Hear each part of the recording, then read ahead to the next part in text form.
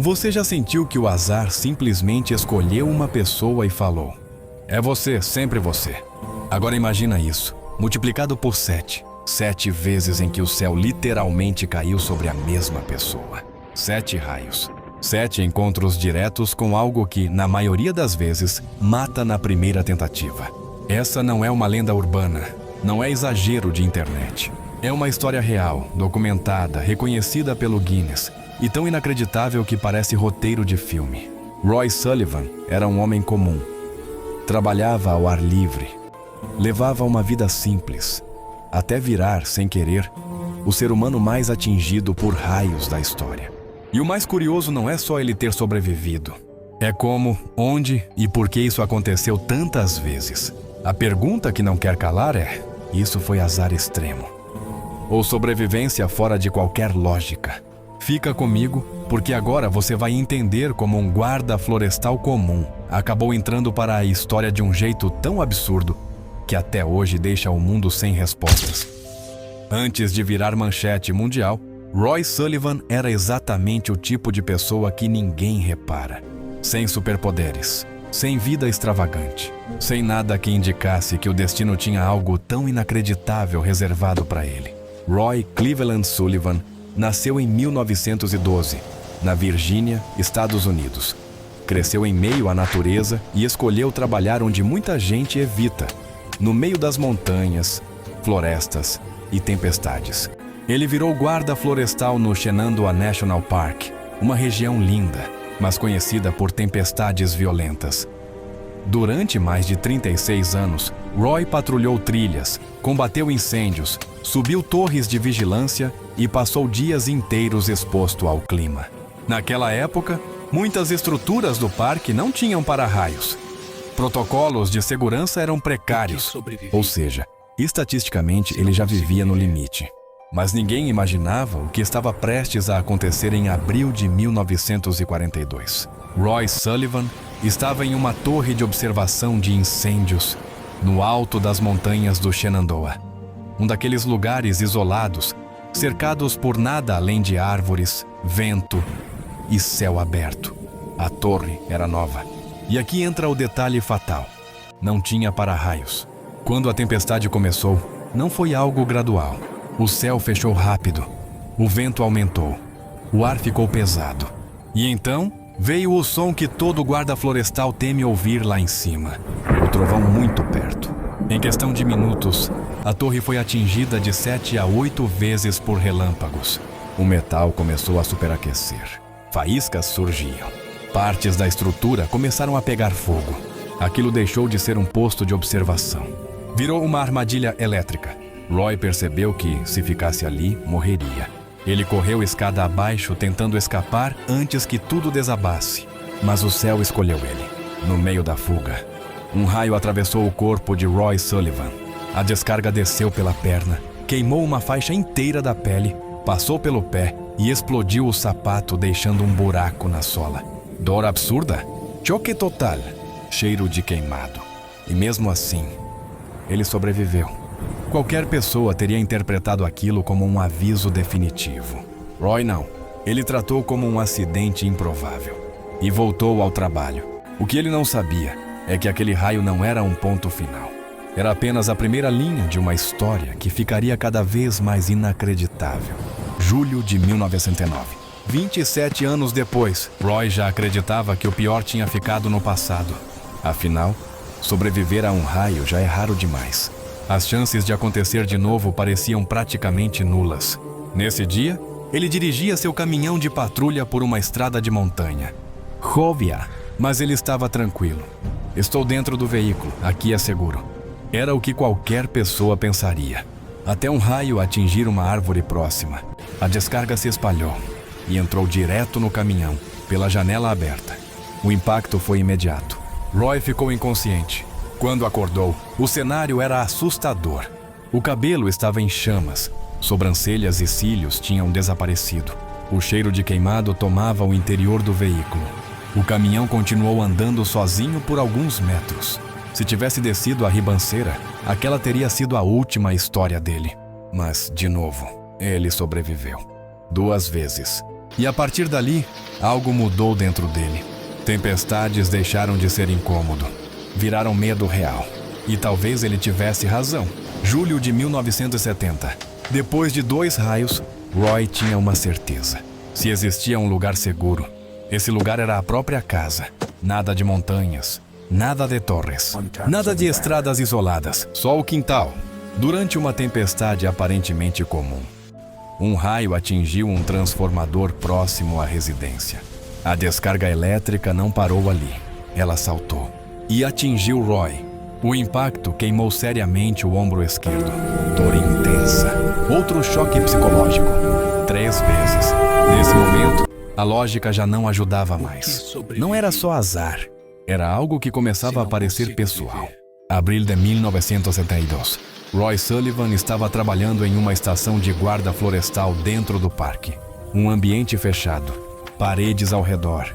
Teoricamente, um dos lugares mais seguros durante uma tempestade. Teoricamente. Durante uma chuva forte, um raio atingiu a instalação. A descarga percorreu a estrutura e encontrou Roy. Dessa vez, o sinal foi imediato e assustador. O cabelo dele pegou fogo. Não é metáfora, não é exagero. Fogo de verdade. Roy entrou em desespero. Correu até uma torneira e jogou água na própria cabeça para apagar as chamas. Queimaduras. Fumaça. Mais um choque psicológico difícil de explicar. Aqui nasce um padrão macabro. Sempre o cabelo. Sempre a cabeça. Sempre o mesmo homem. Nesse ponto, os colegas já não viam Roy como apenas o cara azarado. Começaram a evitar ficar perto dele durante tempestades. Alguns brincavam nervosos. Outros tinham medo real. E o apelido começou a circular. O para-raios humano. Pode parecer engraçado visto de fora. Mas para Roy, isso virou um peso. Ele passou a se sentir isolado, como se carregar esse histórico o tornasse perigoso para quem estivesse ao redor. E mesmo assim, o pior ainda não tinha chegado. No ano seguinte, durante uma patrulha de rotina, quando ele tentou fugir da tempestade, o 5º raio provaria que correr nem sempre é a melhor escolha. Agosto de 1973, Roy Sullivan estava em patrulha no parque, quando percebeu algo que já conhecia bem demais. Nuvens escuras se formando rápido no céu. O medo bateu na hora. Dessa vez, ele fez tudo certo. Entrou no caminhão, ligou o motor e tentou sair da área o mais rápido possível. Nada de enfrentar a tempestade. Nada de desafiar o azar. Mas a estrada acabou. Sem saída, Roy parou o veículo. Esperou alguns minutos. O silêncio voltou. E veio aquele pensamento traiçoeiro. Acho que já passou. Foi quando ele desceu do caminhão. O raio caiu quase instantaneamente. A descarga atingiu Roy em cheio. O cabelo pegou fogo mais uma vez. As pernas e o braço foram queimados. A dor foi intensa, mas a frustração foi ainda maior. Era como se o céu estivesse jogando com ele. Quando ele fica, é atingido. Quando ele foge também. Depois desse episódio, o psicológico de Roy desmoronou. Ele passou a acreditar que os raios o perseguiam. E não era paranoia pura.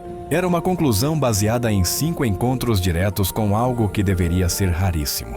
A fama começou a se espalhar. Jornais, curiosos, gente querendo ouvir a história do homem que simplesmente não morria. Mas fama nenhuma prepara alguém para o que ainda viria. Porque 3 anos depois, durante uma simples caminhada, o 6º raio provaria que nem andar a pé era seguro. Junho de 1976. Roy Sullivan já não era mais apenas um guarda florestal. Ele era uma curiosidade viva. Um caso real que parecia desafiar qualquer explicação lógica. Nesse dia, ele caminhava pelo parque. Nada de torre. Nada de caminhão. Nada de tempestade violenta anunciada. Só uma caminhada comum. Parte da rotina. Até o céu decidir, mais uma vez, que aquela rotina não existia para ele. Um raio caiu de repente. Sem aviso suficiente, sem tempo de reação. A descarga atingiu Roy, ferindo o tornozelo e, como se já fosse um ritual cruel, o cabelo pegou fogo novamente. 6 vezes. Nesse ponto, não tem mais como chamar de coincidência.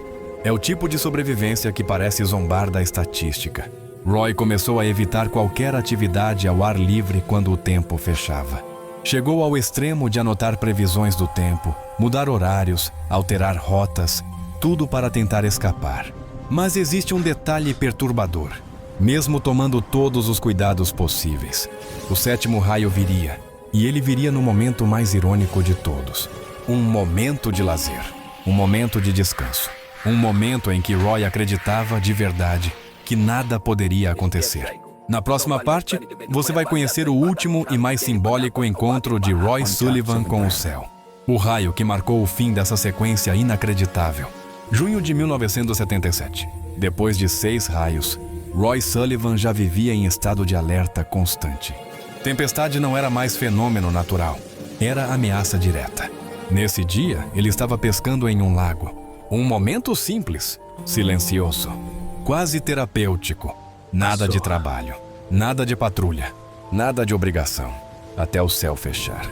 Roy percebeu a tempestade se aproximando e tentou sair da área, mas não deu tempo. O sétimo raio caiu. A descarga atingiu Roy diretamente. O cabelo pegou fogo mais uma vez. O peito e o estômago sofreram queimaduras. A dor foi intensa, mas não foi o pior. Mesmo ferido, atordoado e em choque, Roy ainda precisou lidar com algo completamente fora de qualquer roteiro lógico. Um urso apareceu próximo à margem do lago. Sim, depois de ser atingido por um raio pela 7ª vez, Roy ainda teve forças para espantar um urso usando um galho. Só então ele procurou ajuda médica. Esse foi o último raio documentado, o 7º. O que cravou definitivamente seu nome no Guinness World Records como a pessoa que mais sobreviveu a descargas elétricas na história. Mas sobreviver tantas vezes cobra um preço. E no próximo trecho, você vai entender como essa fama afetou a mente, a vida social e o destino final de Roy Sullivan. Porque às vezes, sobreviver não significa vencer. Roy Sullivan morreu em 1983 aos 71 anos. Não por um raio, mas por ter tirado a própria vida. Possivelmente ligado a problemas pessoais. As chances de uma pessoa ser atingida por um raio uma vez já são mínimas. 7 vezes desafiam qualquer estatística. Ainda assim, tudo foi documentado. Tudo foi real. E agora eu te pergunto, isso foi azar extremo? Ou algo além da lógica?